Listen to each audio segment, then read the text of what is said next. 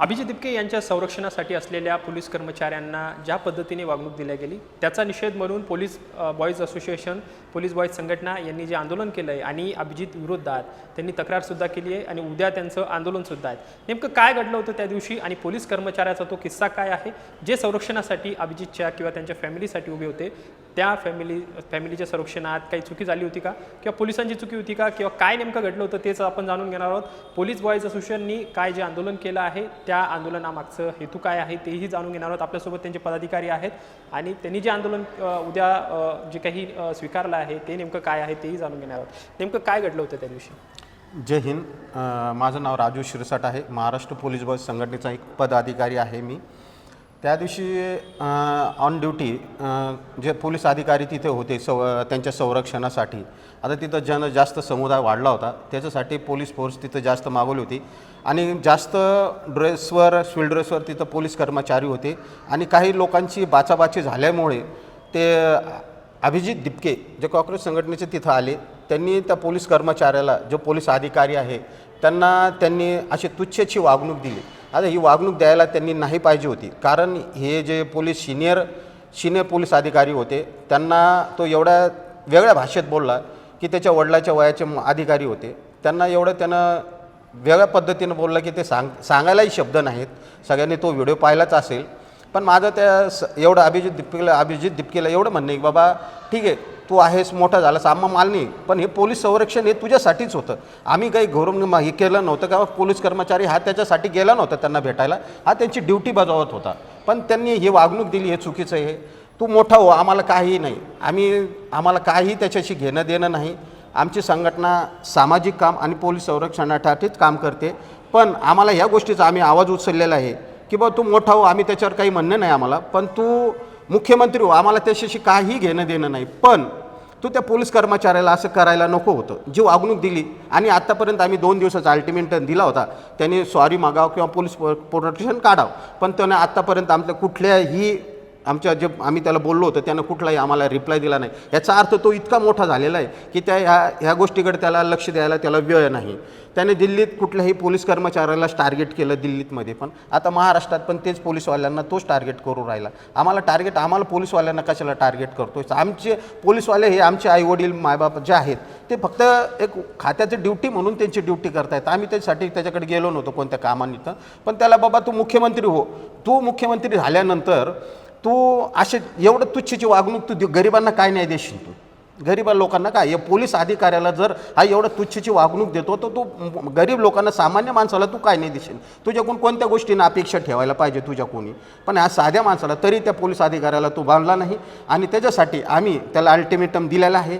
आम्ही त्याच्या विरोधात उपोषण आंदोलन तर करणार आहेच. मंगळवार बुधवार जे असेल त्याच्यानंतर आम्ही त्याच्याकडून उपोषण तर आम्ही करणारच आहे. पुढची प्रोसिजर आम्ही ठरवून करणार आहे.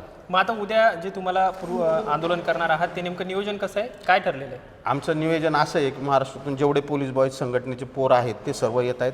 आम्हाला आणखीन आयुक्तांनी परमिशन दिलेली नाही. आम्हाला 2 दिवसात परमिशन भेटल्यानंतर आम्ही एकतर त्याच्या घरापाशी नसतं आयुक्तालयामध्ये आंदोलन करणार आहे. आंदोलन ही झाल्यानंतरही त्याने माफी मागितली नाही तर मग उपोषणाला आम्ही बसणार आहे. तुमची इच्छा फक्त त्यांनी माफी मागावं आणि त्याचं पोलीस प्रोटेक्शन त्यानं स्वतःहून काढून टाकावं, एवढीच आमची मागणी राहील की त्यानं माफी मागायची आणि इथंच विषय क्लोज करून टाकायचा. आमचं काही म्हणणं नाही. नेमकं पोलीस बॉईज संघटनेची जी स्थापना आहे ती कधी झालेली आहे आणि त्यांचा उद्देश काय आहे आणि कशा पद्धतीने काम चालतं तुमचं? सर्वप्रथम मी सांगू इच्छितो की पोलीस बॉईज असोसिएशन ही जी संघटना आहे तर हिची स्थापना जवळजवळ 15 वर्षापेक्षा जास्त येले झाली आणि आम्ही जे पोलीस बॉईज म्हणजे पोलिसांच्या मुलांसाठी रनिंगमध्ये 5% आरक्षण मिळवून देणारी संघटना आहे आमच्या संघटनेनं. ज्यावेळेस RR पाटील साहेब गृहमंत्री होते त्यावेळेस आम्ही त्यांच्याकडून ही मागणी मंजूर करून घेतली होती आणि त्यांना आम्हाला ही मागणी मंजूर करून दिली होती आणि मुलांना पोलिसांच्या रनिंगमध्ये सुद्धा 5 मिनटं वाढून आमच्या संघटनेमुळे मिळालेले. आणि दुसरी गोष्ट अशी, पोलीस बॉईज असोसिएशन म्हणजे कोणाची आहे? पोलीस बॉईज असोसिएशन हे कोणतीही राजकीय संघटना नाही, कोणत्या राजकीय पक्षाशी संलग्नित नाही. तर ही पोलिसांची, पोलीस परिवारांची, पोलीस मुलांची आणि पोलिसांना प्रेम करणे ते सर्वांचे हे असोसिएशन आहे. आणि काल जी घटना म्हणजे 2 दिवसापूर्वी जी घटना झाली की पोलीस अधिकाऱ्याला, एका वरिष्ठ अधिकाऱ्याला जो अपमानास्पद हे झालं, तर आम्ही कुठंतरी दुखावलं गेलो. आणि मी म्हणत नाही की आम्हीच दुखावलं, पोलिसावर प्रेम करणारे सगळेच दुखावले गेले. का बरं पोलिसांवर असा अन्याय होतो? का पोलिसांची संघटना नाही म्हणून, का पोलिसांचं कोणतं संघटन नाही म्हणून, आणि त्यांना करताही येत नाही. पण पोलीससुद्धा हा माणूस आहे, वर्दीच्या आतमध्ये एक माणूस आहे. त्याला सुट्टी नसते, त्याला सणवार नसतो, त्याला वाढदिवस नसतो, काहीच नसतं. सगळ्या ठिकाणी सुट्ट्या आहे. प्रत्येक अगदी प्रायव्हेट क्षेत्रातसुद्धा, IT क्षेत्रातसुद्धा, याच्यातसुद्धा सुट्ट्या आहे. पण पोलिसांना नसते. का? पोलिसालाही घरदार आहे. तर पोलिसांची जे कोणी साईड घेत नाही, त्यासाठी पोलीस बॉईज असोसिएशन आहे.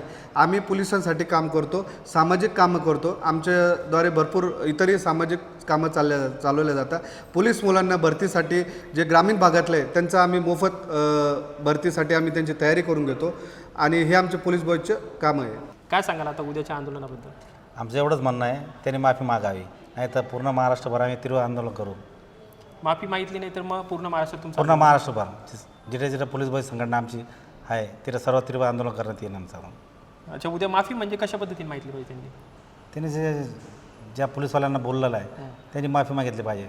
आमचं हेच म्हणणं आहे की त्यांनी पोलिसाला माफी मागावी आणि जिथे जिथे आमचे हे होतं, आमची संघटना जिथं काम करते त्यांनी सॉरी म्हणायला पाहिजे आणि तो विषय मिटवायला पाहिजे. मला सांगा, तुम्ही म्हणताय की माफी मागा, पण त्याची काय चुकी झाली? ते तर त्याच्या संरक्षण, तो म्हणतोय की तुमच्या त्याची जी फॅमिली आहे किंवा जे माणसं आहे त्याला रोखलं त्यांनी येण्यापासून. मग इथं चुकी तर पोलिसांची वाटत नाही का? सर, मी सर्वप्रथम हे सांगू इच्छितो की चुकी झाली का नाही. पहिली गोष्ट की त्यानं यापूर्वी त्याच्यावर शाईफेक हल्ला झाला होता, त्याला मारण्याचाही प्रयत्न झाला होता, तर त्यासाठी पोलीस संरक्षण त्याला भेटलेलं आहे.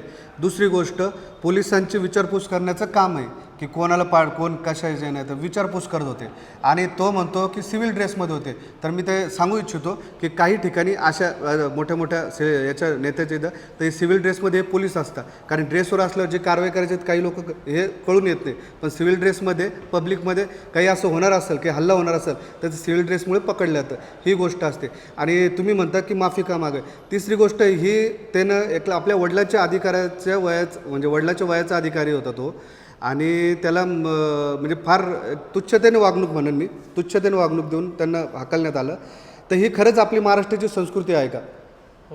ही महाराष्ट्राची संस्कृती नाही. त्याच्या वडिलाच्या वयाचे होते. आणि मी तर त्याला एक सल्ला म्हणजे एक सांगेल मी की माफी मागितली तर तू छोटा होणार नाही, किती केलं ते मोठे. आणि माफी मागणारा हा मोठाच असतो. तर आमची ही मागणी की माफी मागावी. आणि जर त्यानं माफी नाही मागितली तर आम्ही 2 दिवसाचा अल्टिमेटम दिला होता, जो की आता आज संपून जाईल. तर उद्या आम्ही आमच्या पद्धतीनं राज्यभर तीव्र आंदोलन करू.